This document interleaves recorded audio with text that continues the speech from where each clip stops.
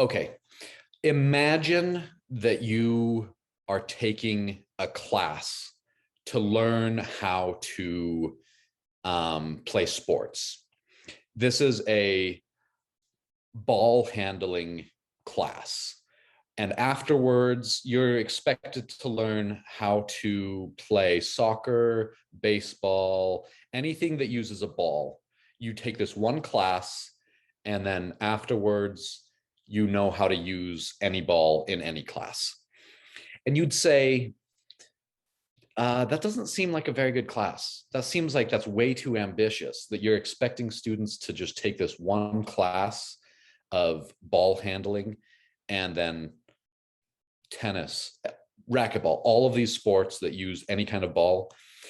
So there is a guy named David Russell who is saying this is kind of what we're doing when we have students take a writing class and then we expect them to be able to apply that in any situation that they're in. So I want to kind of expand on this idea and talk about genre as something that is not inevitable.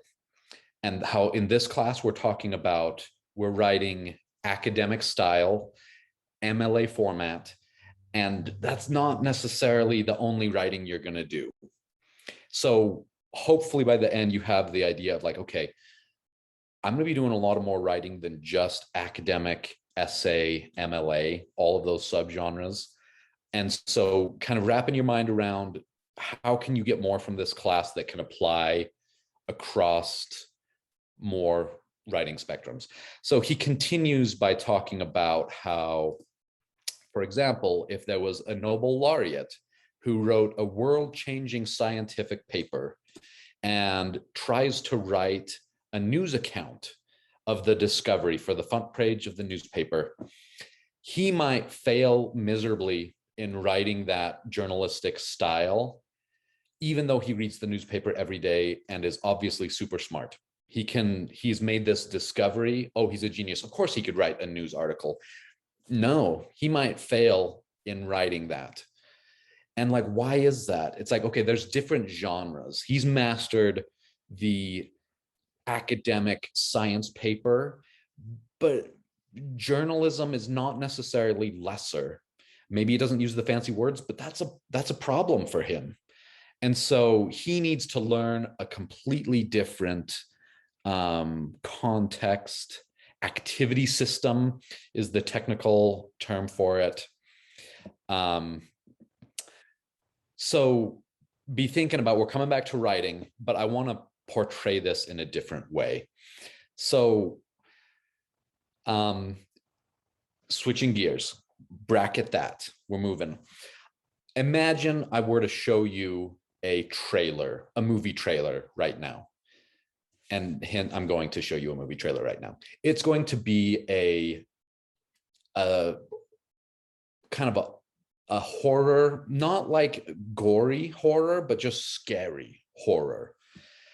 And I will predict that even if I hadn't told you this, you'd be able to know it is a horror movie within about 3 seconds. And you know this just because of the way that movie trailers are structured, and especially horror movie trailers. You'll see all kinds of stuff. Actually, I'm gonna show this. I'm just gonna prep a little bit. Pay attention to the way noises are used, sounds are used, music. There will be a particular tone that is formed through the music. The colors. How do they use color to portray this genre of horror? And by horror, you'll see what I mean. I end up laughing really hard after seeing this trailer, which is not, you'll understand. Transitions. How do they get from one image to the next?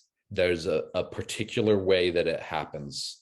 So be thinking about what that might look like as I pull this up, and let's look at it.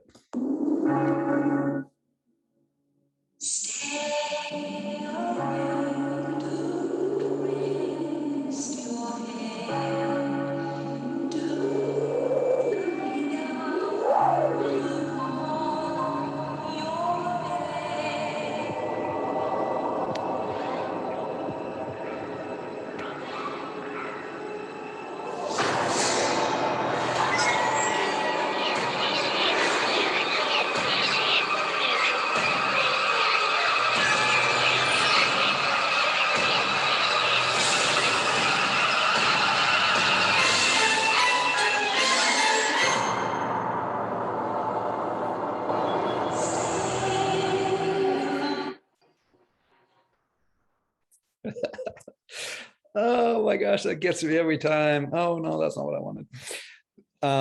So yes, this was a Mary Poppins that had been recut to be a trailer. I chose this in particular because I just love how there is material in the movie to make that trailer. They've not added anything. They have just twisted it in such a way.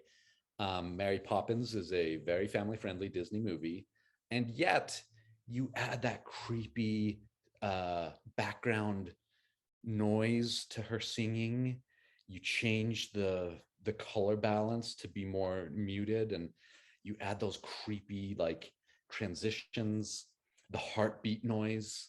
All of this adds together to make this like legitimately what was starting out as like, oh, this is fun, this is magical. She makes this thing move with her mind, and oh, it's so fun. And it's now like, wait a second, she has powers that may or may not be friendly. Like that whole like her reflection in the mirror and then she moves. That's such a horror trope. But in that movie, it's just like, oh, funny. There's a mirror that doesn't. Um, what's the other one? The table moving, falling down, all the stuff falling off. I think that might be in reverse double. So in the movie, I think it like fixes itself, but I think they filmed it falling over and then they reversed the reversal so that it's, I don't know how they did it, but like um any time in the movie that they had like screaming or like scared, it was just like, oh, I'm not sure what's going on, but they've interpreted that through this lens. All of these moves add up to this genre of horror, and the kids, rather than being uncertain, they are now scared for their lives of this scary person who has all these powers. um Gosh, I get such a kick out of that. I want to do one more, just partly because I have so much fun with this. So imagine the exact opposite. If we were going to do something, we're going to take a movie that is just absolutely horrific, scary, and turn it into a romantic comedy. Imagine what kinds of things we would do.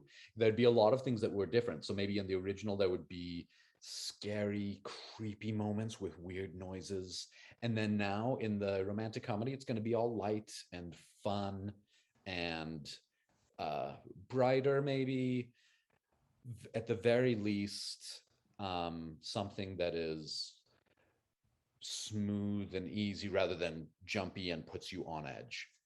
Um, Notice the difference between the narrator. So in the Scary Mary version was the white text that faded in and out and had this, when the fog rolls, just that scary one. This one has an actual voice, and then just notice the tone of how it builds this genre. Notice also the tone of music in this one.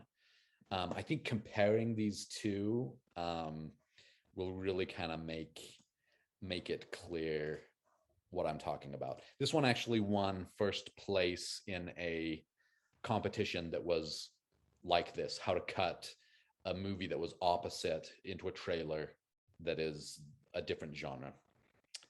And enjoy. Meet Jack Torrance. I'm outlining a new writing project. He's a writer looking for inspiration. Lots of ideas. No good ones. Meet Danny. It's a torch. He's a kid looking for a dad. There's hardly anybody to play with around here. Dad, what's up, Doc? Jack just can't finish his book. I don't want to sound melodramatic, but there's no way to make it economically feasible. Here's to 5 miserable months. But now, sometimes what we need the most is just around the corner.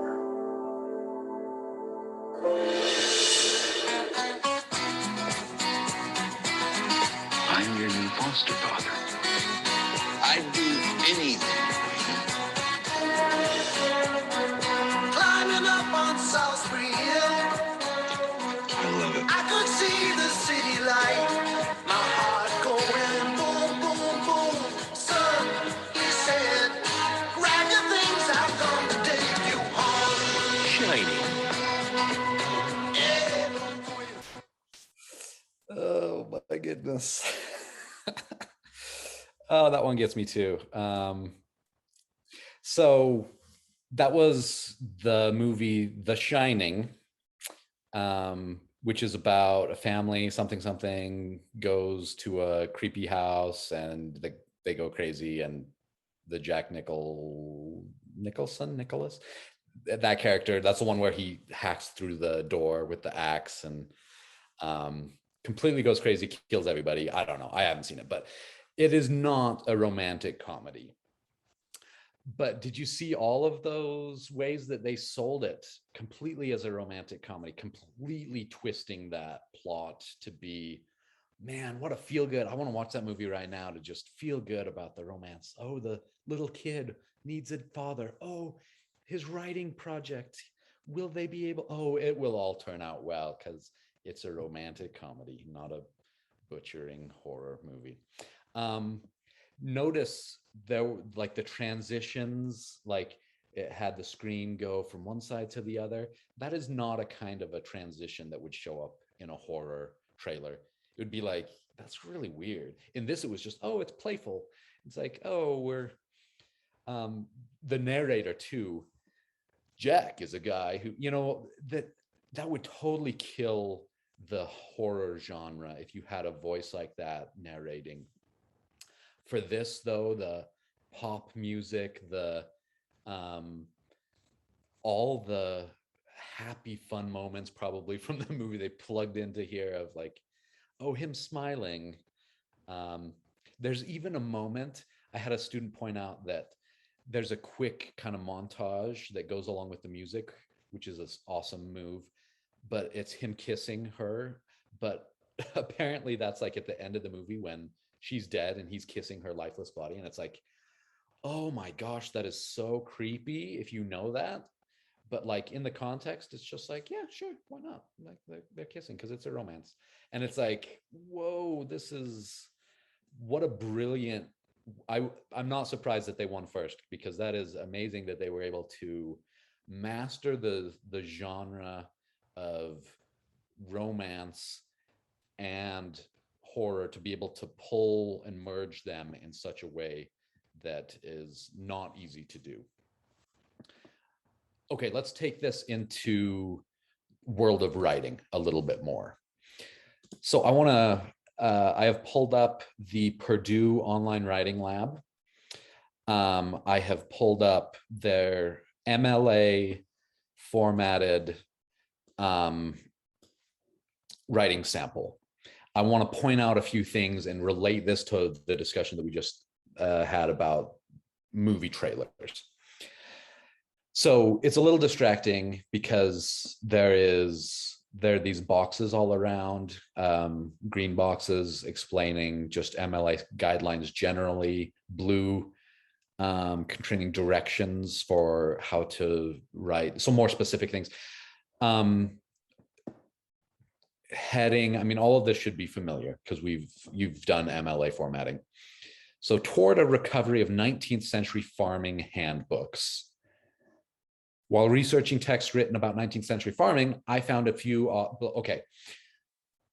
Already we have, this is very much an iSearch kind of an intro, where it's like, while I was doing this research, I made this discovery that prompted something. We don't even need to get into it, but there's very much a personal approach here of like, I found this thing while I was doing this. So noted iSearch essay. This is exactly the kinds of moves that you should do. It says use of personal pronouns, I, we, us, etc., at your instructor's discretion. This is not something that is inherent to MLA. You may have teachers who use MLA, but have you do it in a way that is very not personal pronoun. Let me jump ahead. These authors often, they're explaining the rationale. My goal in this paper is to bring this source into the agricultural literature discussion by connecting 3 agricultural handbooks from the 19th century with 19th century agricultural history. So the thesis statement, it says, is often, but not always, the last sentence of the introduction. Why is that? Because of genre. This is the way academic essays that are MLA format function. They have the thesis here. This would be, to not have your thesis at the end of the first paragraph would be to use a horror trailer with the voice of such and such is a dumb teenager who wanders into an abandoned work. You know what I mean? Like, it would be like, okay, I get it, but like, that's not the voice that I would expect in here. And just like someone reading this would be like, there's no thesis. I expected a thesis because of the genre that this is. To achieve this goal, I've organized my paper into 4 main sections. This is really blunt organization. I kind of disagree. I don't know. Using this as a sample essay is it's a discussion. I don't know that anyway, let's move on to the APA. So notice just from the beginning, this is very different looking. So much negative space here. We've got the specific heading, all of this that is its own page. Why? Because of genre, because that's what APA expects. Same with the title. Look at the way this essay starts. Branching Paths, a novel teacher evaluation model for faculty development. Ooh, yeah, that colon as a way to do a title. According to Thayol, faculty, direct quote immediately. They've chopped it down a little bit, but let's see how many quotes we've got here. We've got a quote, we've got a summary in the next sentence. Okay, then we have these include measures as diverse. That's not a thesis statement. The end of the first paragraph, not the thesis. Why not? Because that's not the way APA works. There could have been an abstract, a dedicated page as an abstract that would have been perfectly acceptable as APA format. So our first 3 sentences, 2 have been sources included.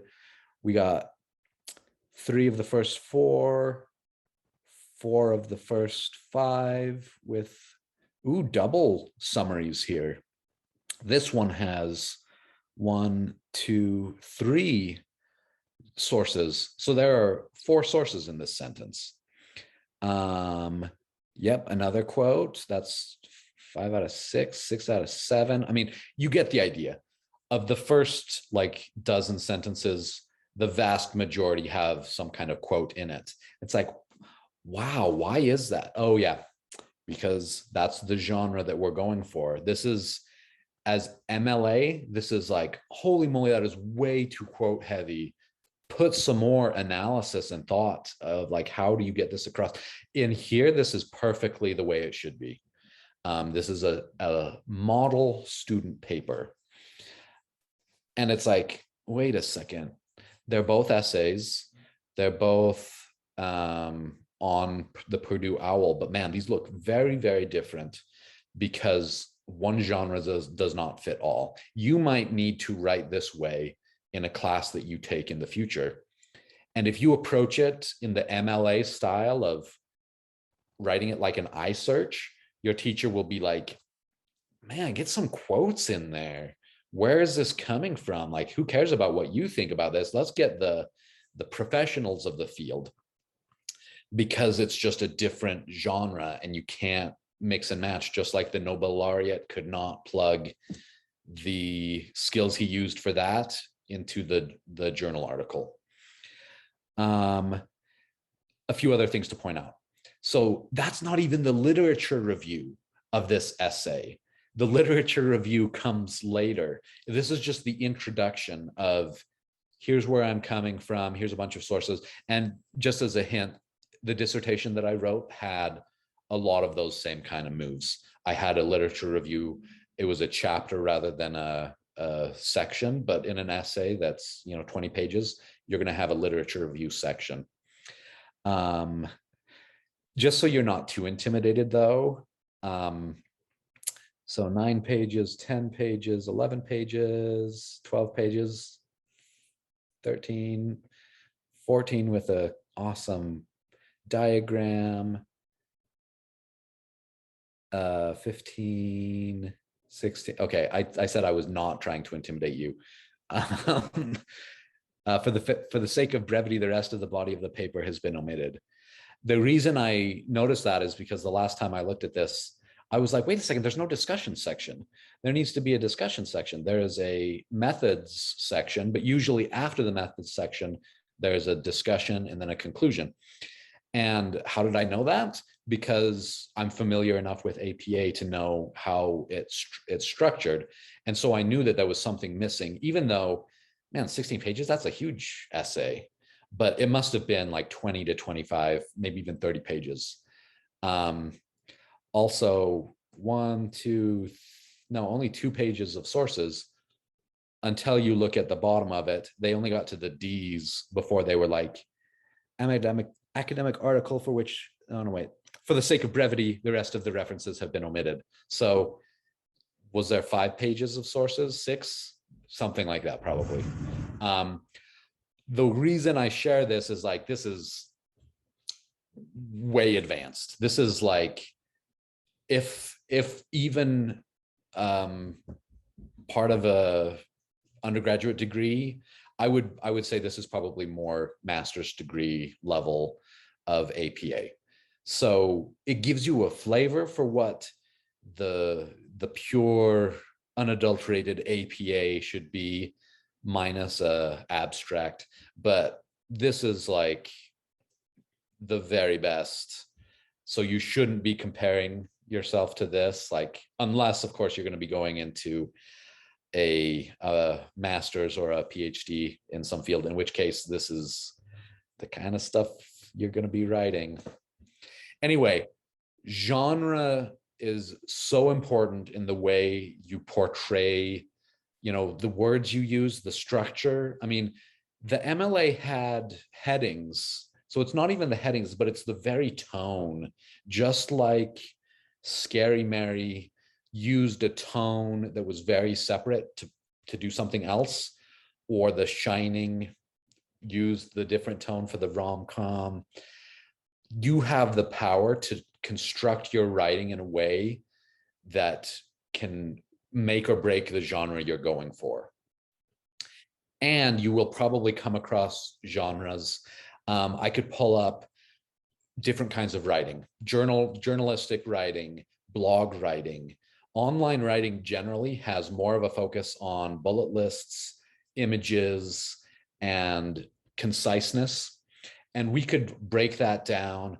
We just don't. I mean, like, just like a ball handling class would run out of time before they covered any amount of depth with the different ways that you handle sports equipment, we would run out of time. So we're focusing on the academic MLA, but I just want you to recognize that there is more to genre, more to writing than just what we're doing in this class.